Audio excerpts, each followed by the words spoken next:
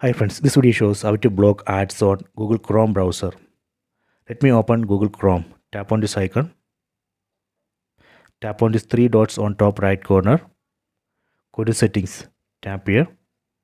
Go down. Go to site settings. Go down.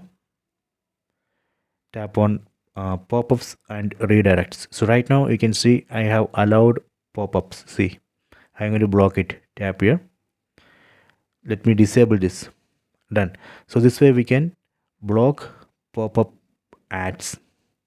And later if you want to unblock, you can again come here, then just tap here and unblock. Let me block it. Tap here, then go back. See, now we can see pop-ups and redirects blocked.